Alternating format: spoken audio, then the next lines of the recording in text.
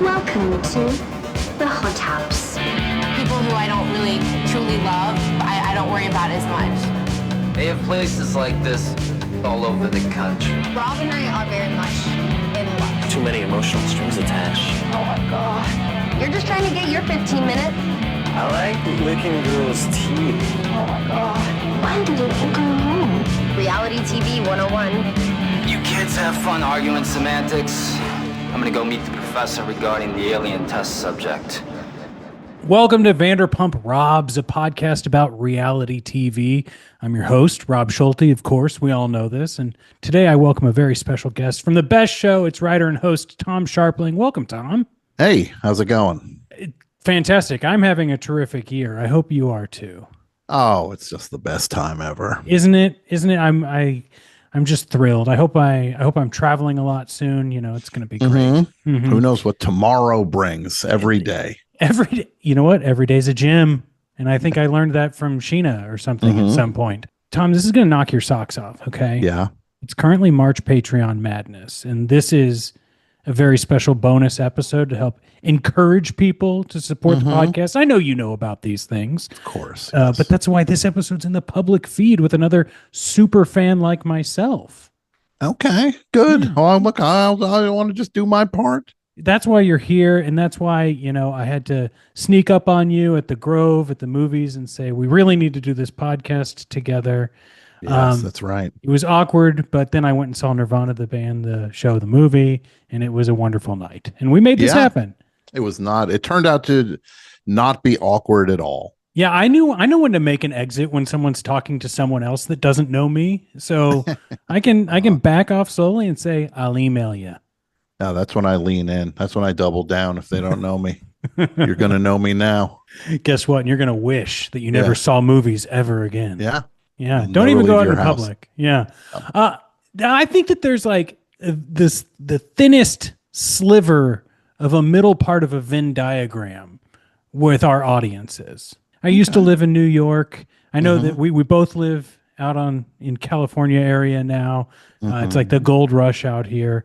I worked in the comedy scene and podcasting when I lived in New York, and I find myself sometimes, you know, I will get the direct messages from people saying, I didn't know Scharpling was now into VPR. Now I've got two podcasts in the comedy space that I can actually listen to that talk about Vanderpump Rules. But Tom, up at the top, if the majority of my audience may not listen to Best Show, and maybe you want to give them a safe bet. Well, give them the log line. You know, let them know what they're missing. Well, first things first. I've been doing this show, Best Show, very long time. I've been doing this thing literally for 25 years before podcasting existed. It was a live radio show. We entered the world of podcasting in 2005. We turned the radio show would become a podcast the following. We would do it live on the radio. Then the next day it was a podcast, and I've been doing it for a very long time. So you need to show me respect. And of course, not unlike a Lisa Vanderpump.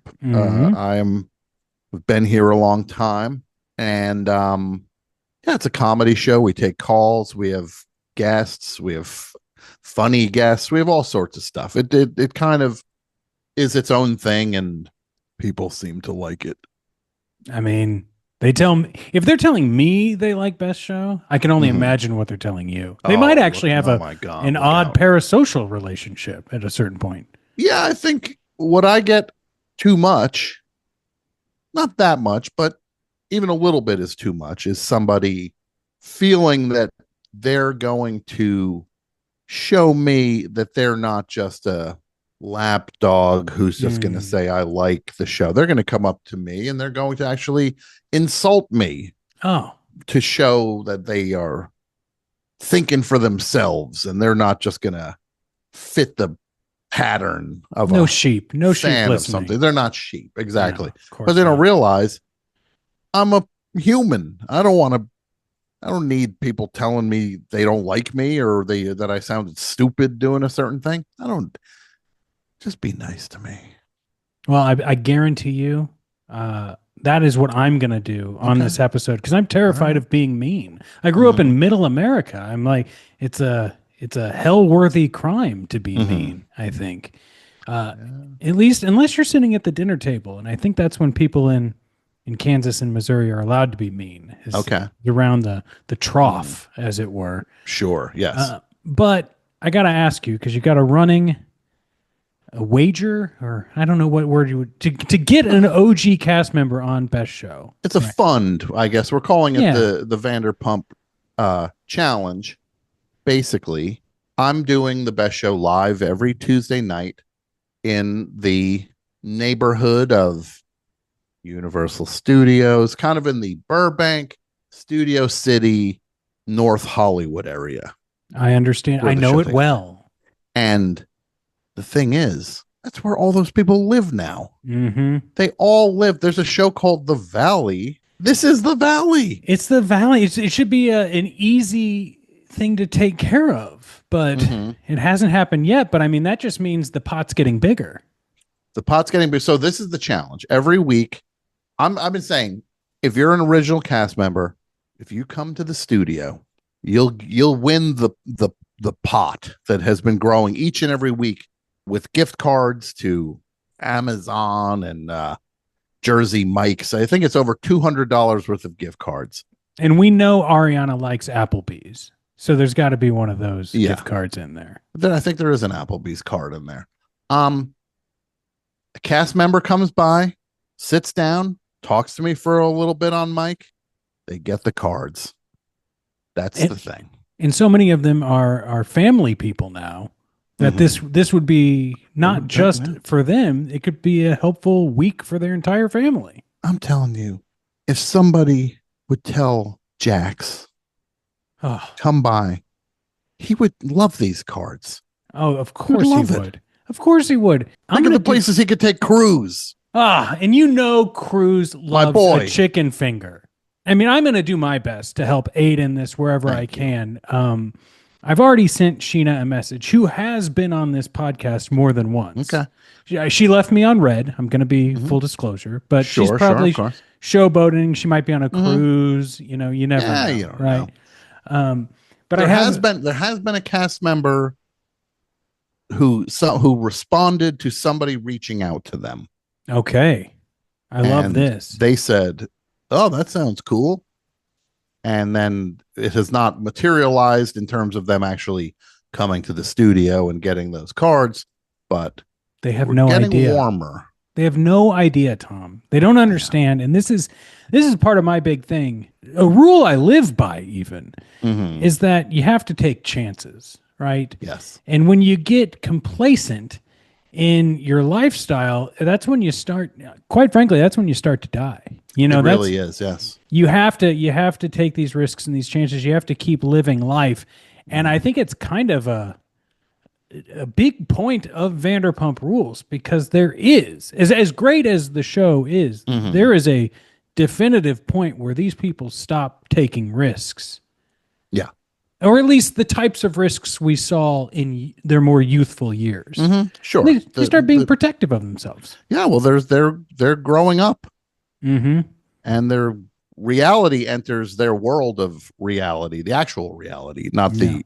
It's funny that they're called reality shows when they're half in reality at best. Oh yeah. And but yeah, this is a chance for someone to just look. I'm not going to yell at them. I'm not going to set them up for. This is not a gotcha thing where suddenly it's going to be. I start asking them really hard questions and that are going to embarrass them. No. We'll have a nice conversation. And they don't even have to read the chat while they're there. No. They do what they want. I think it's a really good look. And I know this isn't part of the fund, but I have had a couple of good interactions with the new class, you know. Okay. And I know nobody likes Saved by the Bell, the new class. This isn't that, but I do think, and I want to talk more about the OGs in a second, but for you, have you tapped into season 12 at all? Yeah, I watched a few episodes and I was fine with it, and I'll watch the rest of season 12 at a point. It didn't feel like the kind of thing I wanted to just chip away at 1 week at a time. My wife and I watch these shows together, and we tend to watch them in bunches. So I think that's fair. So yeah, one now that they're all banked, season 12 is done. It got picked up for season 13. Now I'll watch all of them. And I will tell you this. Shaky start, I think. There's a couple of good episodes in the early run, but once they finally get to take a cast trip together and they're forced to like sleep in the same Airbnb, that's when things really pick up steam. That makes a lot of sense because it would be the kind of thing that you need to get them out of their comfort zones. Yes, to pressure cook them. Yeah, to become who they act, to not become, to reveal who they always were. Absolutely. And I would say that, I went to a couple of viewing parties. Okay. I went to at Sir.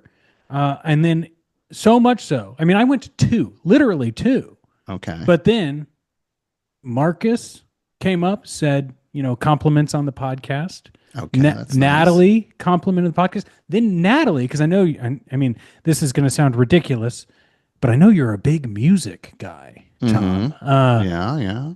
Natalie invited me to her single release party. And this isn't me trying to be braggadocious. Sure. No. But it is one of those things where I'm not going to get this past season 13. The evolution's going to change. They are going to be the stars that we know a Tom Sandoval to be at this point. Yes. So I had to get in and dip my toe in, maybe fly a little too close to the sun. Yeah. But those chances are so narrow that I had to live in the world for a minute, swim in the pond, Yeah, I don't blame you. But I will say that I think Lisa is doubling down on this new cast since she has recently put Tom Tom up for sale. Okay. I think that is why we didn't get much in, and I will let you discover this on your own. Don't want to spoil anything for you. Now, your entry point into Vanderpump Rules, you watch it with your wife. Yeah. But what hooked you?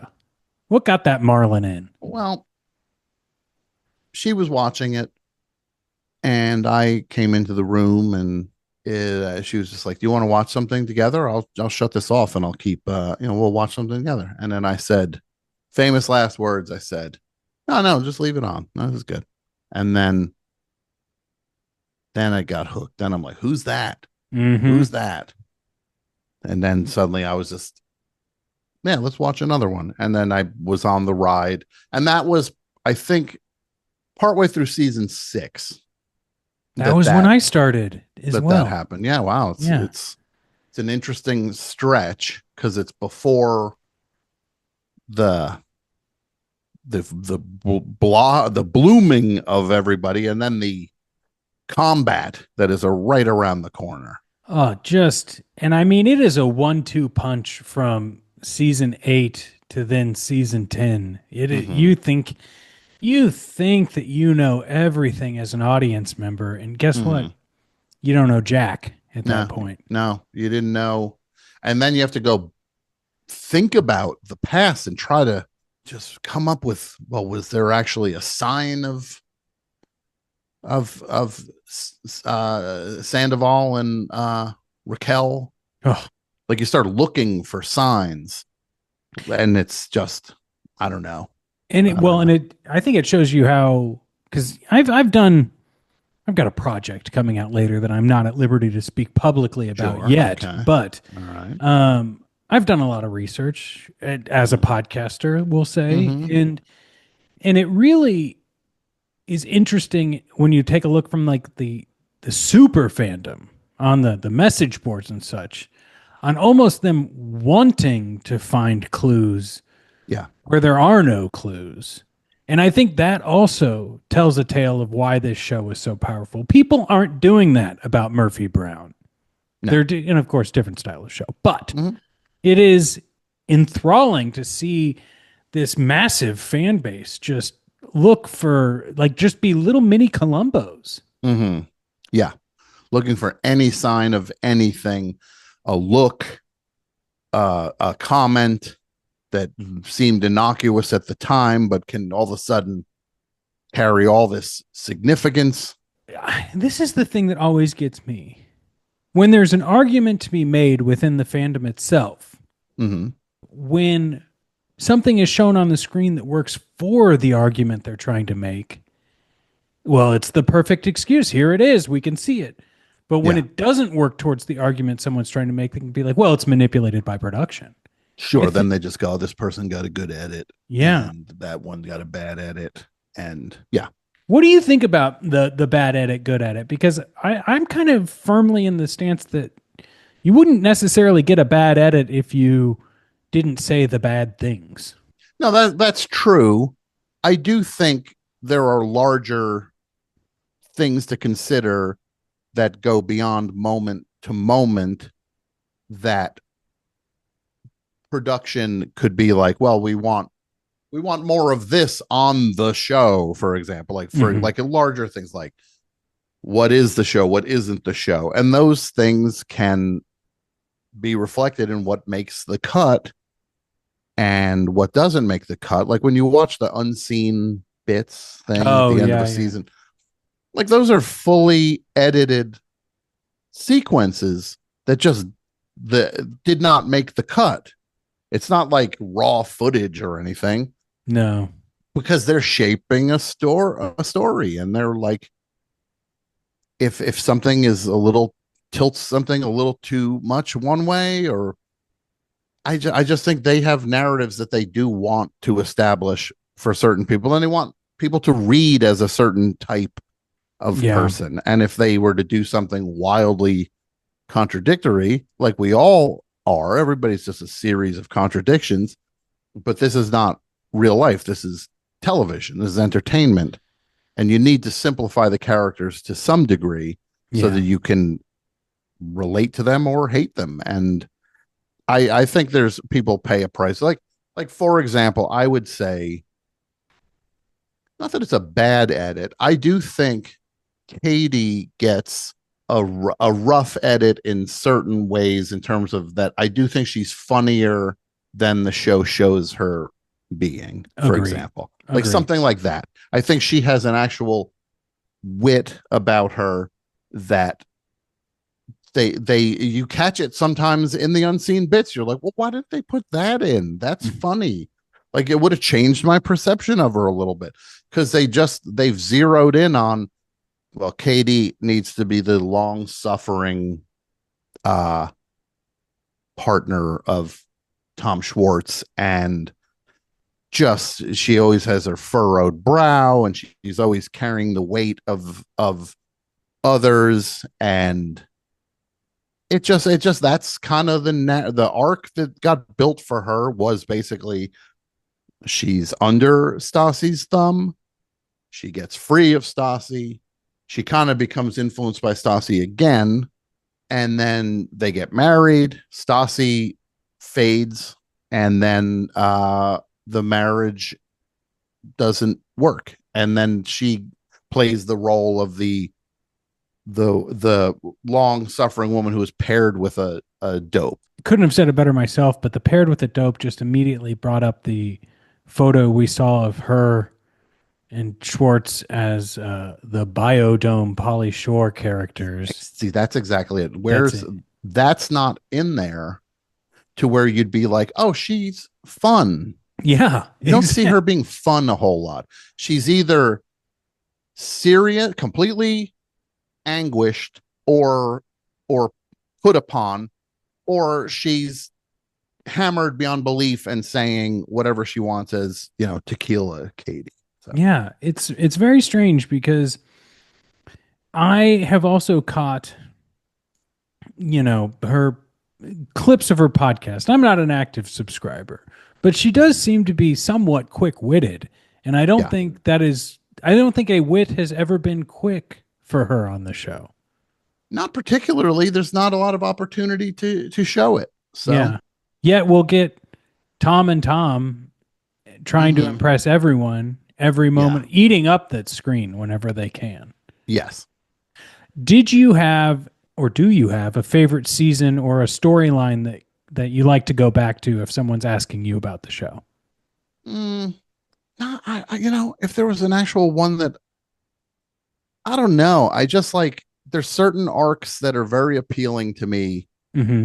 and because it's like one of the things that I find fascinating is that like the show starts with Katie and Kristen and Kristen and Stassi hazing Sheena, Yes. basically. Then Sheena is accepted into the fold one way or another. And then the show basically becomes Sheena and Katie and Kristen hazing Lala. And then Lala she becomes established. And then the same thing happens to Raquel then. Like there's just this like grilling that runs like those things. It's just amazing that the patterns keep repeating, that they just that's how it ends up is they're mean to the new girl at Sir. It's incredible. And while it takes this like almost bullying behavior for that group of characters, where a lot of the guys just do it to themselves. They don't need any help to dig their own graves on this show, which is astounding. No, it is so fascinating watching the thought processes with some of these guys. Oh, man. Like Sandoval. Sandoval, I think, is a smart guy. I do think he's a smart guy. I know maybe he's not the smartest guy. Sure. But I do think he's a talented guy. He has a bunch of talents. He can sing. He can play instruments. He's a creative guy. Maybe his tastes are not aligned with mine or yours in terms of the music he makes. He's not talentless. He can have a wit about him at certain points in the direct to camera things more than in reality. Occasionally he comes up with a zinger, but he's the master of snatching defeat from the jaws of victory at every time there's a fight going on or an argument. You can almost count on him to say to insert himself into it and say the wrong thing to where now people are mad at him because he makes his case at the wrong time all the time. He loves getting in the middle of stuff. I was just last year I rewatched for the show season 8. You know, Brittany and Jax are getting married. We've got a bunch of new people that are only going to last one season. Yeah. What is there thinking behind that? I'm curious from your perspective. I want to hear what you're saying now, but please go back to that crew. I will pick that up in just a sec. Just to finish my Sandoval thought, I think like the way Katie battled Stassi's shadow, Sandoval thought he had to battle Jax's shadow and to be the number one guy in the group, whatever that may be.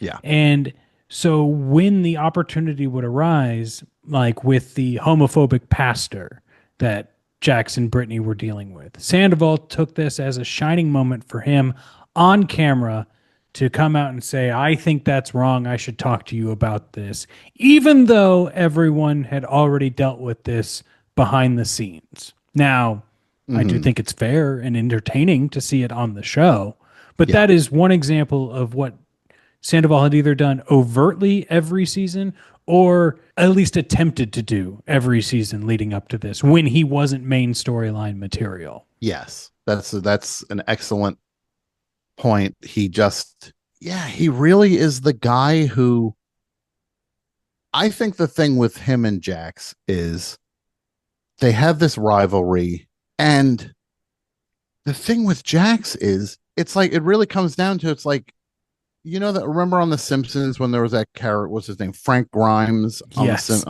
it's like everybody becomes Frank Grimes when they're dealing with Jax, who's Homer Simpson, who is like he's bulletproof. You cannot land a blow that ever sinks in with this guy. He's look, number one, he doesn't watch the show. Nope. So if he watched the show, he would know how he comes off. Maybe a little bit. Maybe it would inform something. He doesn't watch the show. He's just natural. This is who this guy is. He's truly not a good guy. Like it is like he is provably not a good guy. Yet he's funny. He's legitimately funny. He might be my favorite character on the show. He's insane in the best. The reason why, like, people will claim that they don't want bad people on their TV shows, but they're not watching PBS. They're watching Bravo. Yeah. And yes, Jax has proven himself time and time again to just get worse year after year until he eventually had to go and see a shrink about it. And probably more so than that we'll never see. Now, I think Sandoval, on the other hand, then watches every single episode like it's the sports playback with the X's and O's. Undeniable. He is a student of the show because, number one, when they do the reunions, he wants to always be able to make his case. Mm-hmm. But he also is just an incredibly self-focused person who is he's calculated in his own way. And I'm not even saying that's a negative thing. Jax is so threatened by Rob. Threatened by Rob. You kids have fun arguing semantics. All of these people signed up to be on television. Yep. You can't hear someone say, oh, this person's fake, that person's a phony, this person wants this when they say they only want that. It's like they're all doing the same thing. They all struck the same deal and they're all pretending. And this is the biggest hurdle for me sometimes with the entirety of the show is everyone, it's like this willful mass delusion that everybody pretends that the show does not exist in the real world to why things would be happening in their lives or why any of this would be happening. Like they pretend that it's just like, oh, you go on and go do this thing. And it's just like, nobody cares about James Kennedy as a DJ. No. Other than he's on television. He's on this show. But there's this, like, they pretend that the show doesn't exist. But like Jax, it doesn't exist for Jax. It actually doesn't exist for him because he's never looked at it. So on some level, it does not exist for Jax. He's actually the purest person on the show because he is untainted by bad edits, good edits, this, that. I'm cut out. Where was I in this episode? I did this, but they didn't show it. He's exempt from all of that. And everybody else is a victim to that because they don't want to look terrible on television. Yeah. I mean, did you see, and this will go back to the topic we were about to embark on. Mm-hmm. Did you see the transition from Vanderpump Rules to the Valley when they did the like backdoor, now we're moving from one show to the next? I mean, I've watched the 2 seasons of the Valley. Yeah. Sure. Well, when it aired on TV, and Bravo loves to do this sort of thing, like they will just make it an extended episode. Okay. And it's the dinner scene where Sandoval is out to dinner in season 11 and Jax comes to the dinner and is like, makes sense. Just giving him so much shit about everything. Yep. And then it follows Jax into the Valley. That scene is perfect. Okay. See, that's the kind of thing that I'm watching this thing without context, without any of that context like that. I'm watching it out of order. I went through the run to Scandival, got to end at 11. Then we went back and picked it up from season 1, episode 1 to catch back up. Yes. And I'm almost caught up I've almost seen every episode. I'm like an inch away from getting back to the place where I came in.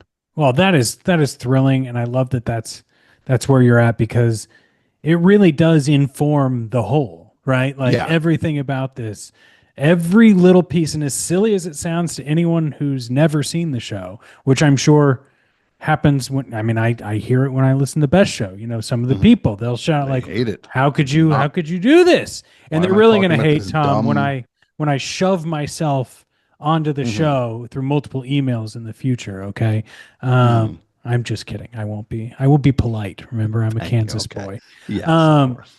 But that scene represents the Sandoval Jax dynamic Yeah. to a T. Well, absolutely. Because what you're letting me because as I watched it in a vacuum, suddenly Jax walks back on the show after not being on it for like 1.5 seasons. Mm-hmm. And suddenly he's there to give Sandoval a hard time about Scandoval. But I didn't know I didn't know that's when he had his path to the valley. Yes. Okay. Well, that makes a lot of sense. So that's why, it really is.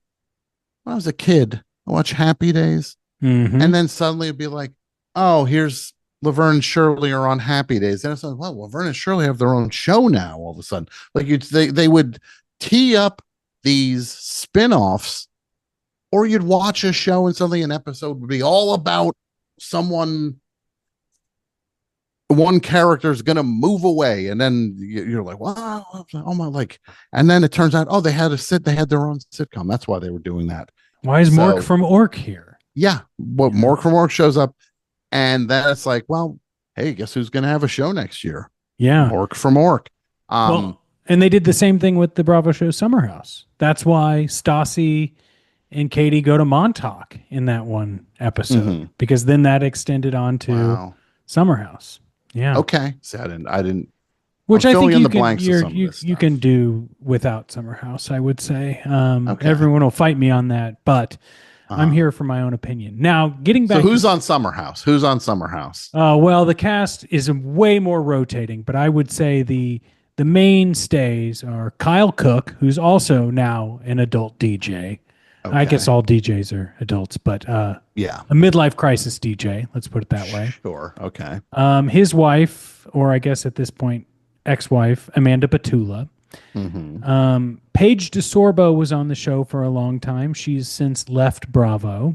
Okay. But she had a big podcast called Giggly Squad. All these people, they have their podcasts after this, and it's a terrible medium. It's frustrating, but let's see here.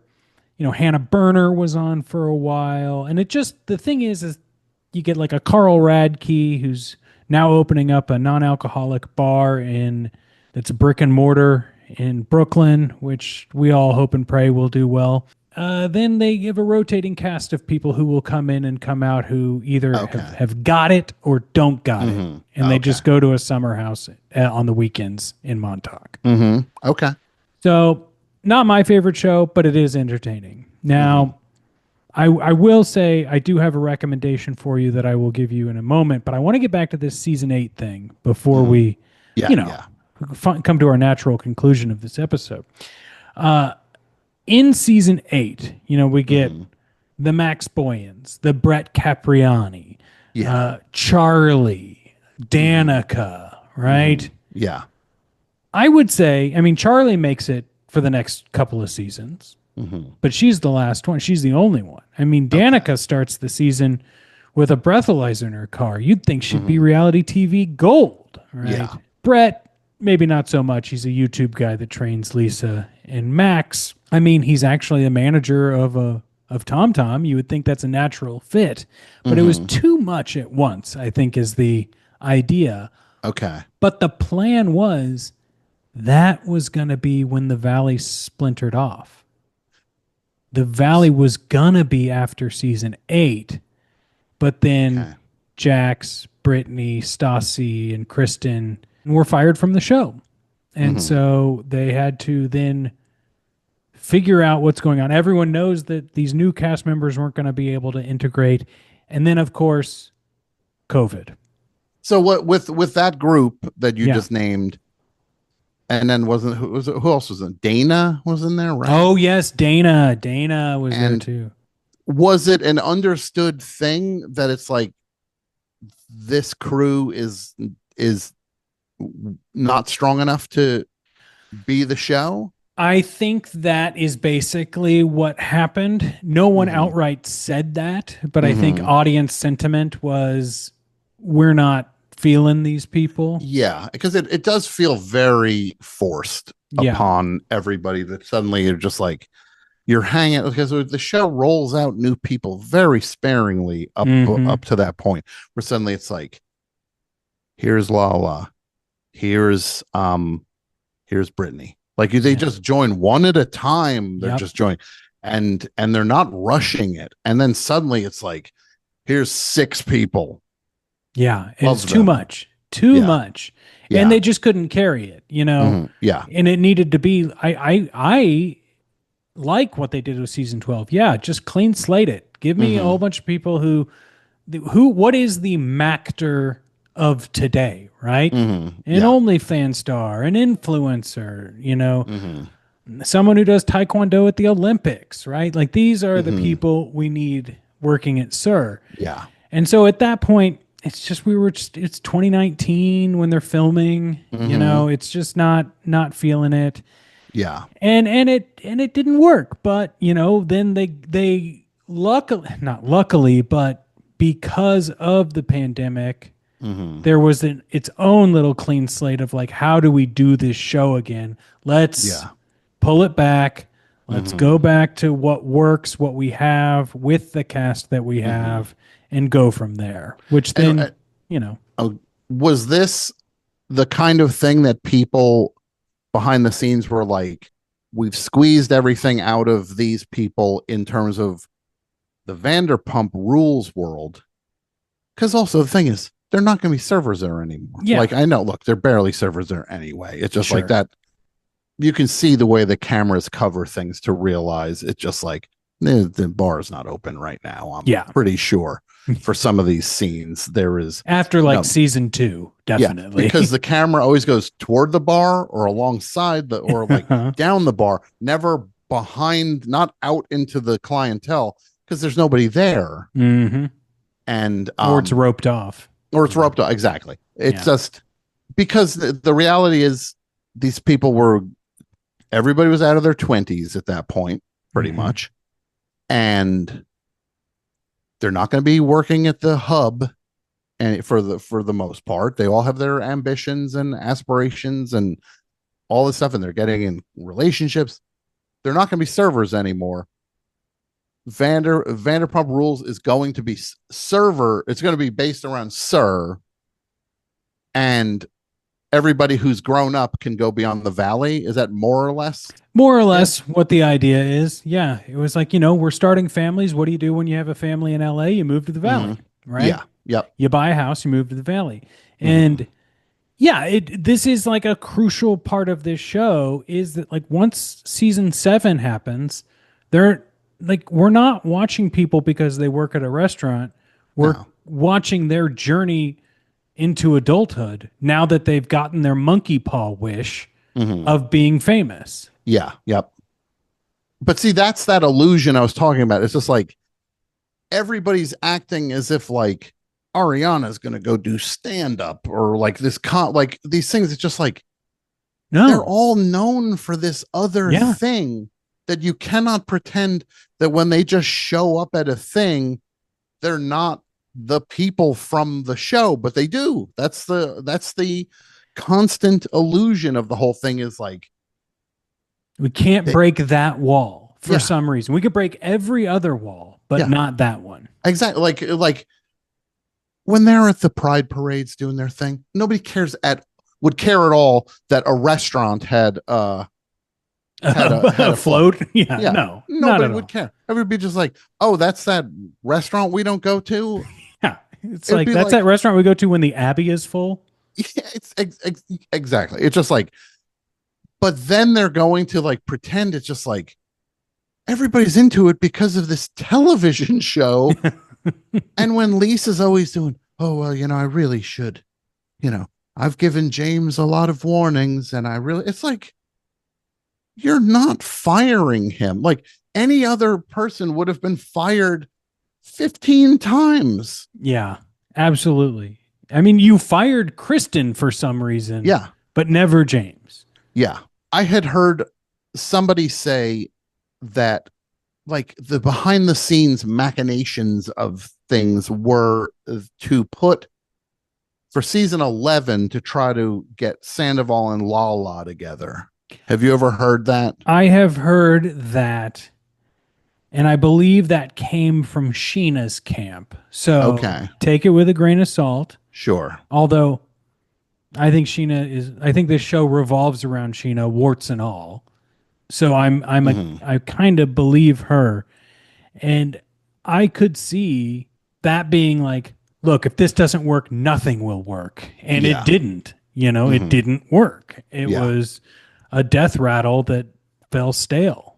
I mean, season 11 is some of the ugliest television I've ever seen. And it spills right into the first two seasons of The Valley. It's like, so tough. It is so The Valley's tough. not fun at all. No. And it gets really dark because, look, Jax can be a nitwit all he wants when he's single, and even when he's with Brittany.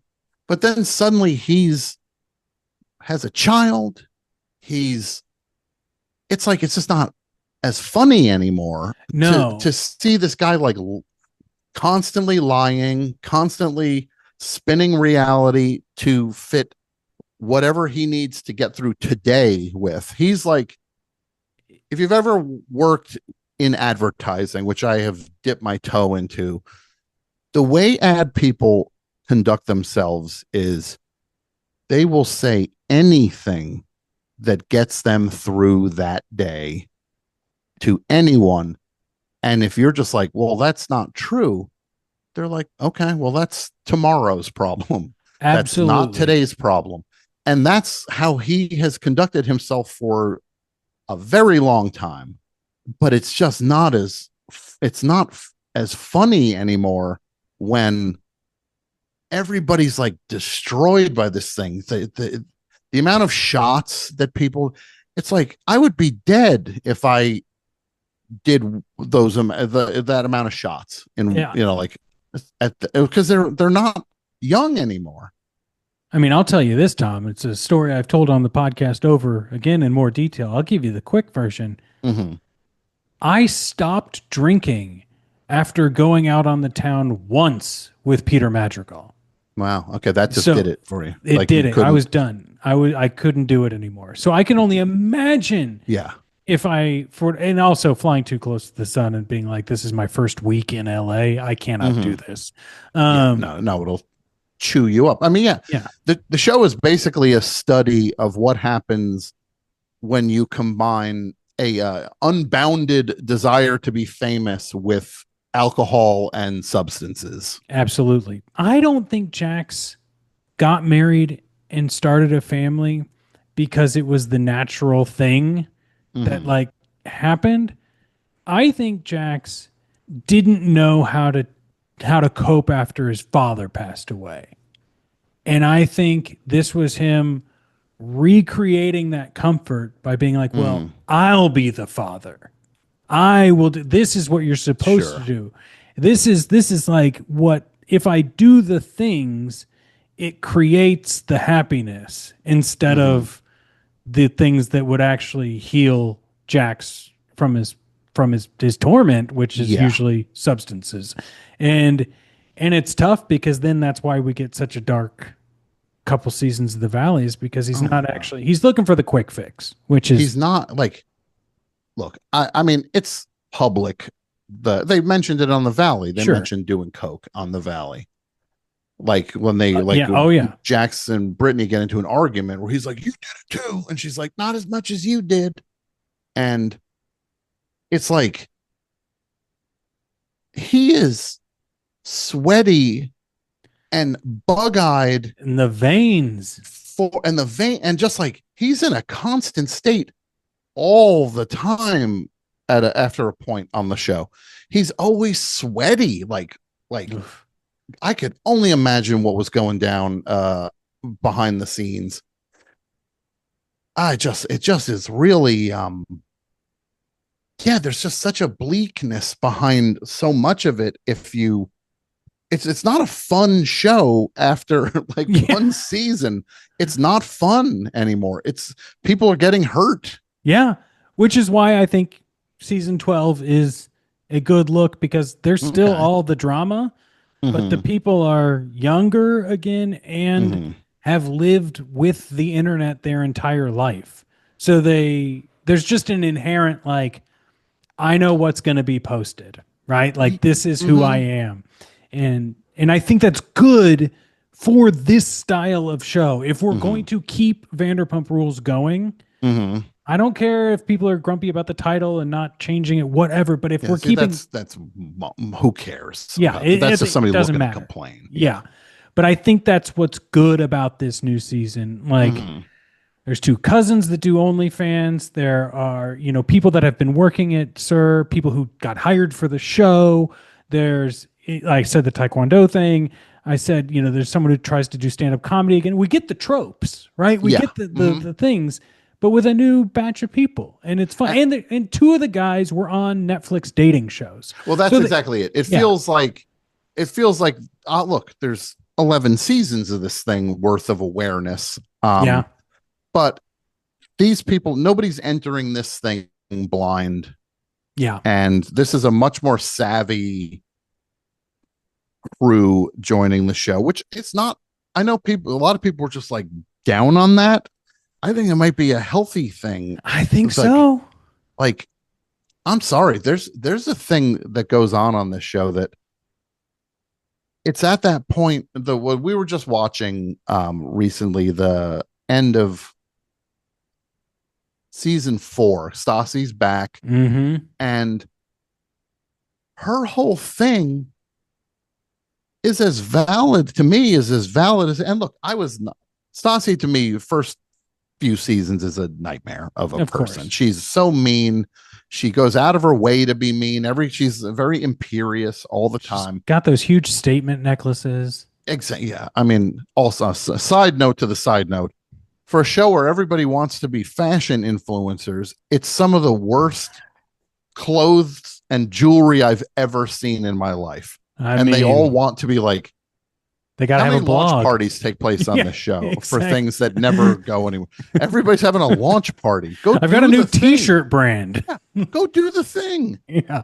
Then that's like, it's not like, you imagine if it was like, they're doing a launch party for it's just like for the new sweaters at the Gap. It's just like, no, they just sell them. Yeah, that's all they do. You don't have to announce, because they immediately lose interest after every launch party. The Gap's got a pop up at Good Time at Davy Wayne's.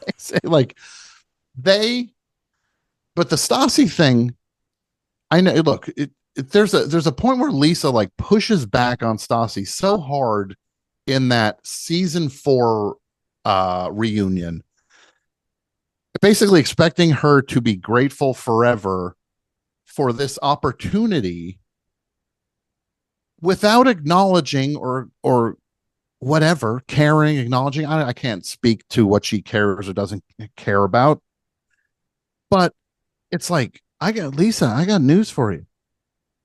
These people are going to carry the burden of this show the rest of their lives. And you're acting like on top of, like, you gave them an opportunity to be on television, to monetize things, to have some modicum of fame. But what they gave you back was everything. Yeah.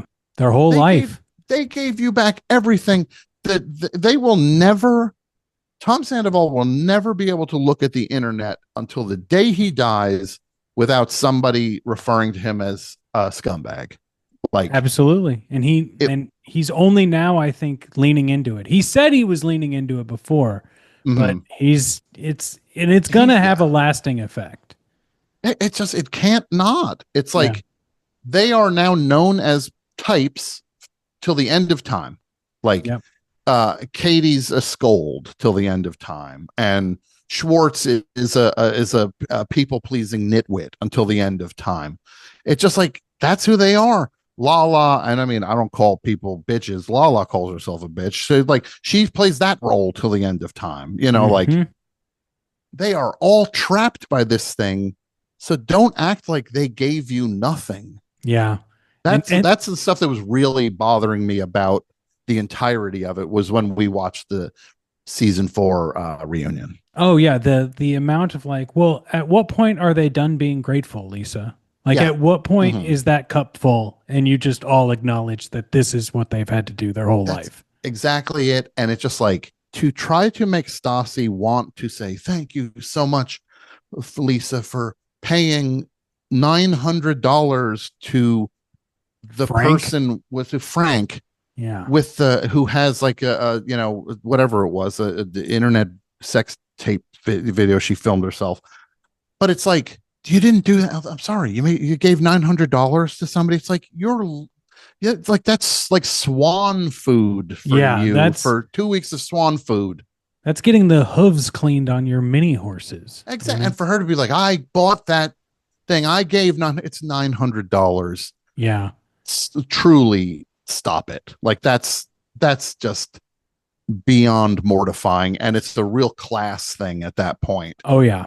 And absolutely. I mean, yeah. So I mean, but the thing is, like, look, Stassi clearly she's not coming from poverty. No, and so she's not a stranger to reality TV even before Vanderpump Rules, and now is back to working with Lisa on Hulu. Jax is so threatened by Rob. Threatened by Rob. You kids have fun arguing semantics. Now, Tom, look, I appreciate that you've wound yourself back around, and the Aurora Boris of Vanderpump Rules continues for you, and it forever will. Yeah. But you and your wife, if you're not already, need to be watching Southern Hospitality. Okay. Because it is a group of bottle service workers at a club in Charleston. Wow. And it has shorter seasons until it's now on. Season 4 just started, and I think this is going to be its first full-length season. Okay. People compare it to Vanderpump Rules because it's like young people working in a bar and restaurant type area, but it's different, and it's because of the East Coast Charleston situation. Sure. And I think you'll both, pop a big bowl of popcorn. Okay. You'll both enjoy it. Let me just ask you a couple quick questions. Oh, please. I'm here. I'm ready. So right now, the people that are not currently on television are Sheena does not have a home, right? Correct. And by extension, Brock, I'm assuming. And they're still together, Sheena and Brock? As far as the internet tells us. Okay. They don't have a platform. Schwartz and Lala are going to be on season 3 of The Valley. Yes. Sandoval does not have a dedicated show. He pops up on things. He's on House of Villains right now. And I think the band is done. His band is done? At least they haven't played in a very long time. I look, please, I would be lying if I didn't check tour dates. Of course. On the thing, and I knew that already. We're going to the next show, though, Tom. Tickets on me. I want to go to the trivia night, the Sandoval trivia nights he's been doing. That would be wonderful. That would be incredible. But okay, sorry. So people. Sandoval is now just a free agent. Stassi is booked. Yep. Right. Because she's doing the recap shows for. She's doing recap shows. She's rebooted her podcast for a third time, and she's going to be on. She was on Vanderpump Villa season 2, and now she's on Vanderpump Villa season 3.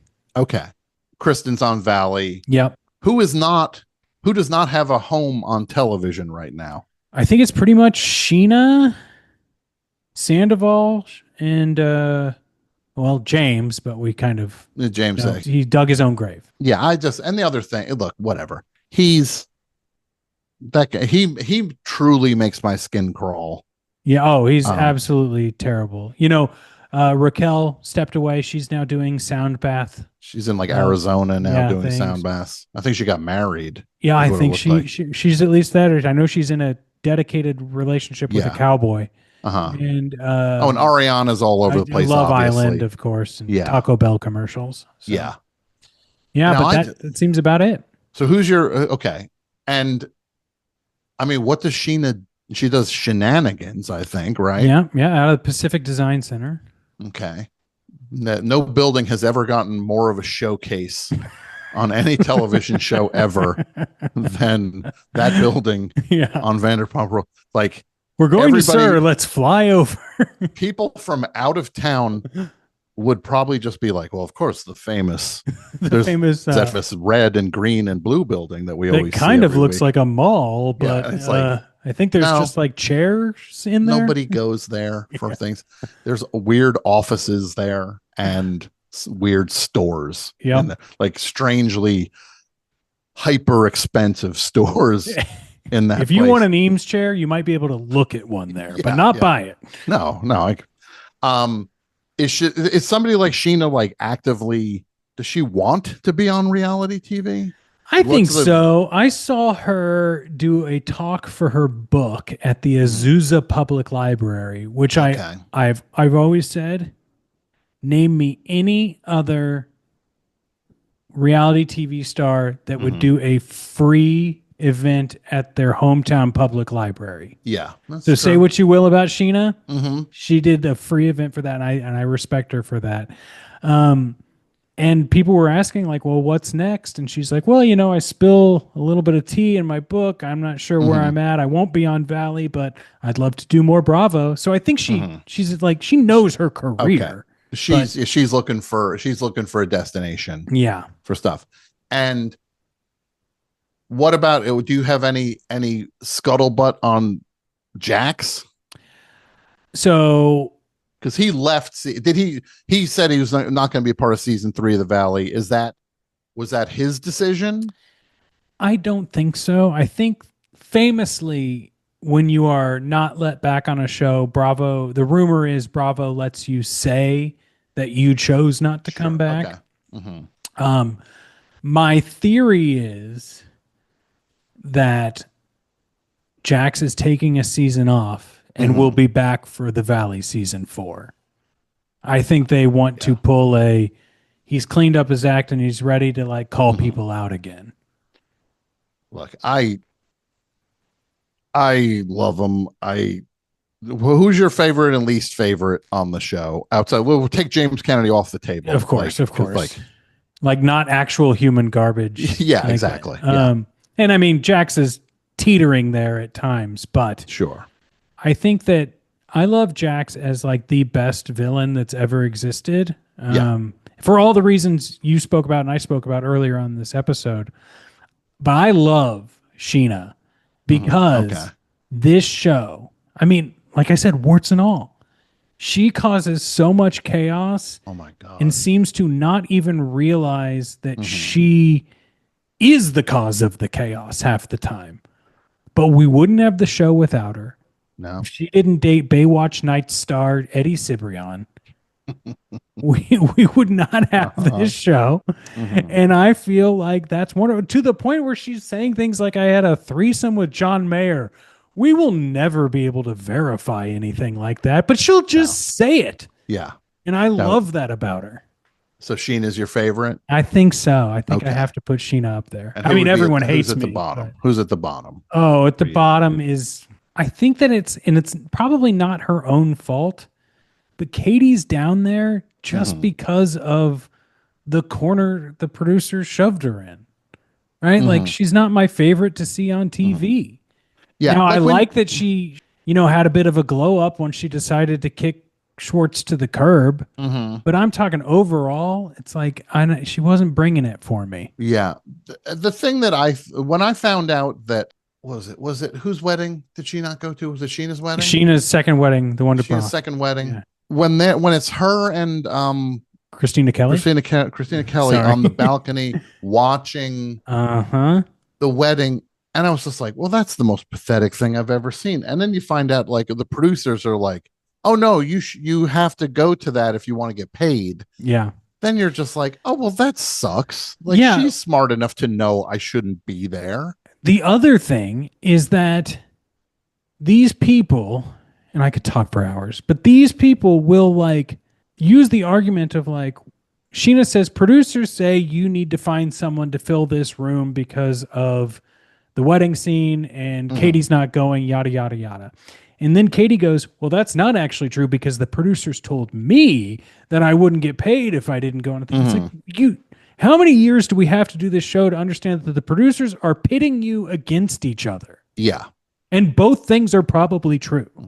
But see, that goes to that point I was saying. It's just like there's this unreality where they're making like the producers aren't pushing her onto that plane to go there because she would like to get money for this. Absolutely. And it's just that thing. And also, how many times do you have to hear Lisa was so generous with the thing? It's just like, you really don't think, you think she's really buying these rooms for hotel rooms when they do these luxurious establishing shots of the hotel. Insane. It's just like, but they have to pretend, that they're all saying it's just like Lisa didn't pay for any of this shit. No, everybody's smart enough on that thing. That's their reality, and that's what I'm kind of interested in. Is that reality in the scope of things is having to just self-delude. Yeah. And so that's Jax's deal. Because the other thing, look, there was no if he was on season 3 of The Valley, it would just be depressing again. Absolutely. Like they needed to make it fun, and they know that, and that's why that was the first thing they led with when they said it was coming back.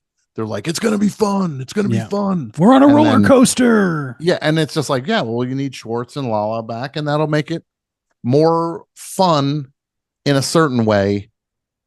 Yeah. We hope and pray. At least. And the other thing with Jax is his Instagram video with the movers. Did you see that? Yes. Where clearly he got a deal on, of course, the move. It was one of the most transparent. He's like, hey, I'm moving.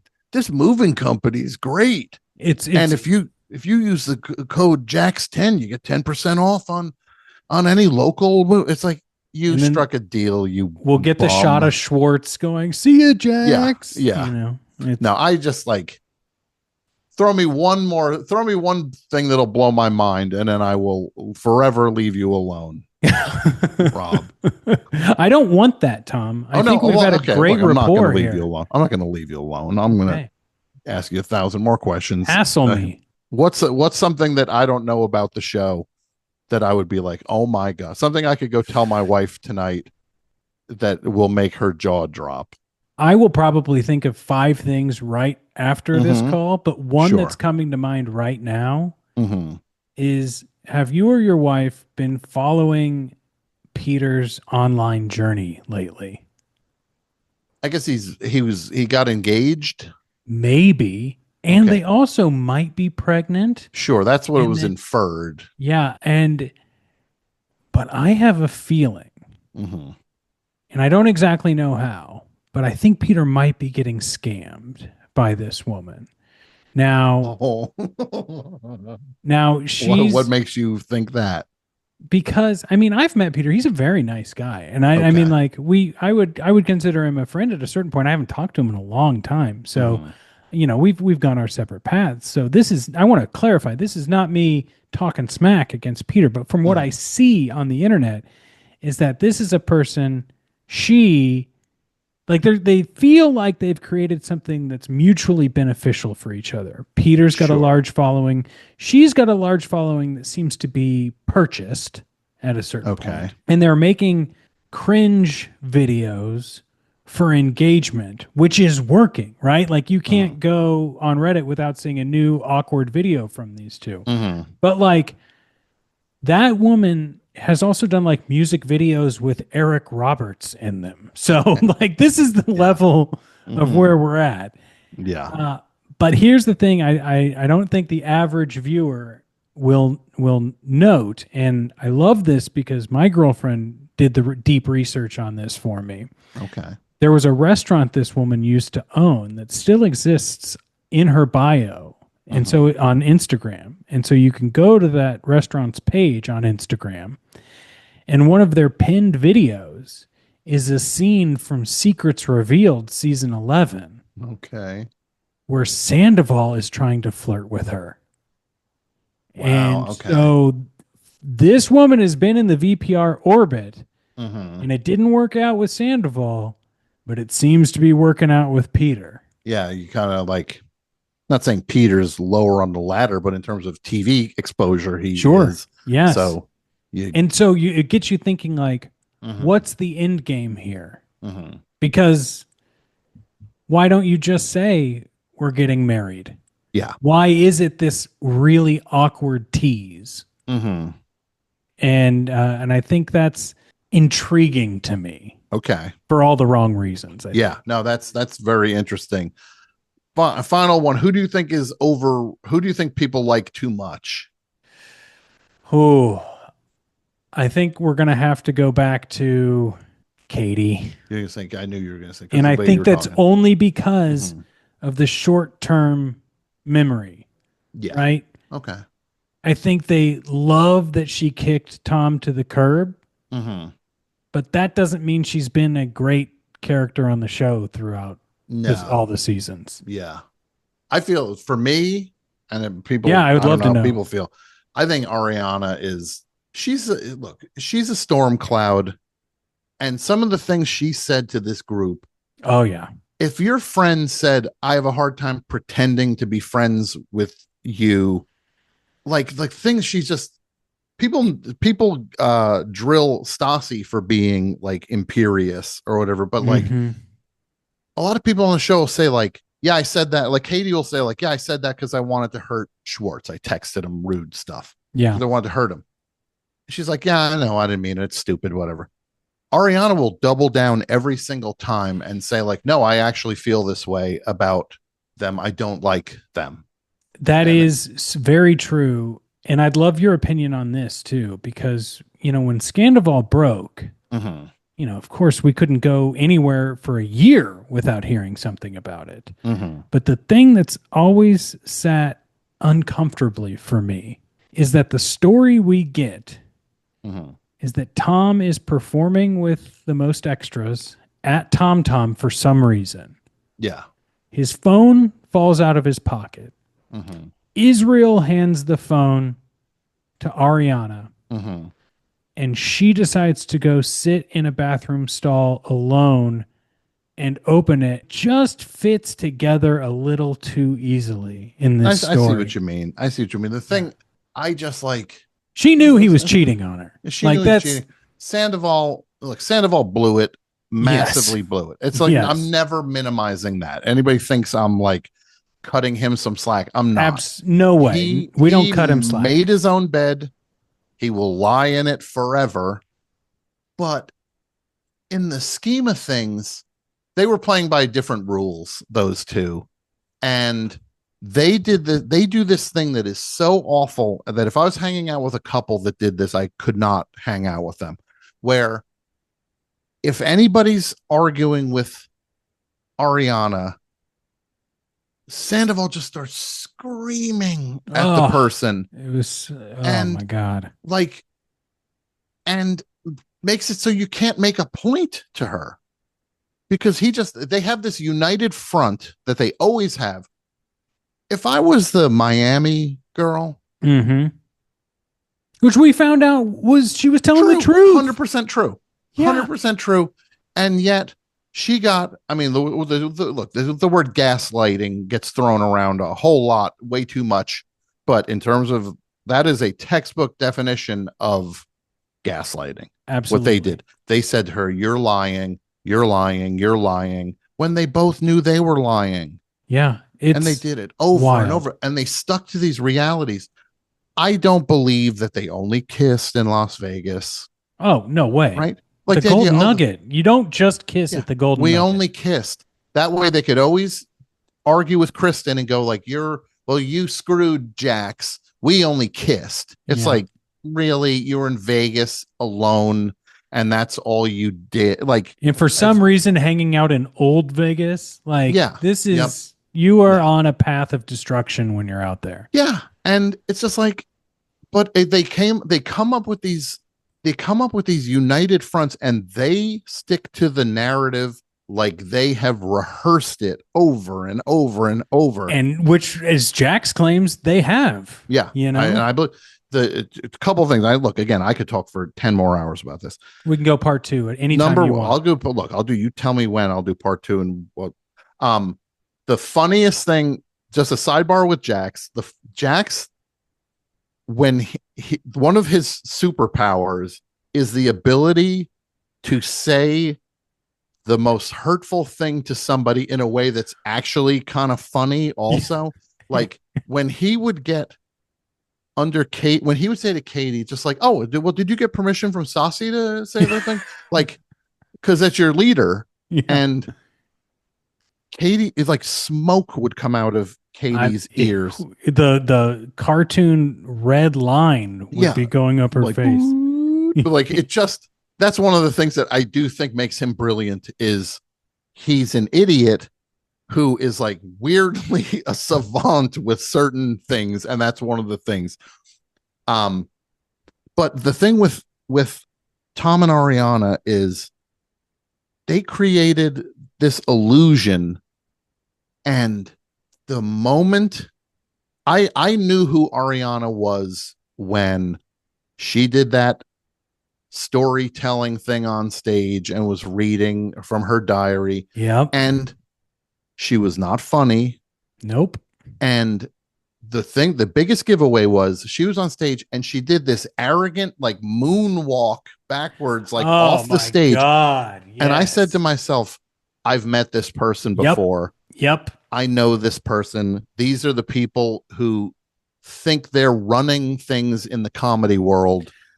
And because they had one moment on stage with a thing.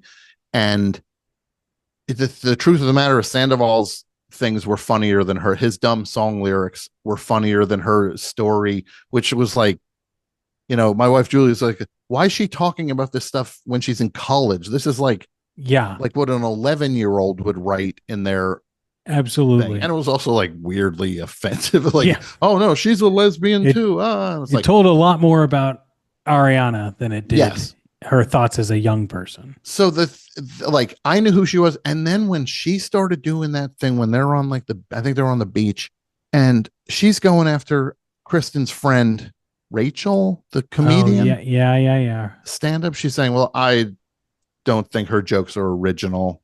I watch sketch comedy very seriously. I take sketch comedy very seriously. I mean, I've been taking it. It's like, holy moly. Don't take it that serious. It's like, well, first of all, some of the funniest people ever took 0 classes. Yeah. And that's like with comedy, either you're funny or you're not funny. You can't just say like, well, I'm going to keep studying and then I will be funny. It doesn't work that way. But she was insistent that it did work that way, that, you need to take classes to be funny and stuff. It's like, you don't. No. I've been working as a professional comedy writer for half my life. I took 0 classes, and so did the people I work with. Nobody took classes. And it just is like, she's so maddening in her confidence in being right that it just drives me up the wall. And then to have every single sin she ever committed get erased because of Scandival, she was like anointed. It was like sainthood for her. Like, you know what I mean? Suddenly it's just like, and look, of course she was a victim of this really thoughtless, mean, stupid thing that really would hurt. I'm not minimizing that stuff. But then when Lala's just like, you're kind of milking it for like when she's just like, yeah, you're making it your identity. I don't like it. And it's just like, I can't argue with Lala on that one. And Lala had her own motivations for doing that too. But Lala is, love her or hate her, she's going to say what people won't say. Yeah, I like Lala a lot. Yeah. Even when she drives me nuts, she's she's weirdly prescient with things, Mhm. and it's like she could have. The way she dissected Raquel well before any of the stuff happened was like a master class in psychology. She's like, you're gonna have a breakdown, and like just like she wrote Raquel's story before Raquel lived the story. Guaranteed. And God, I'm due for another rewatch, Tom. I had to take a bit of a break. Of course you did. But you lose your mind if you oh. live here. You Oh can't, my God. You can't stay here. I could not. Yeah, you need to go watch like a movie that was like written and performed by professional actors. Hey, I went to the new Screen X theater over the weekend, so I'm good. Yeah.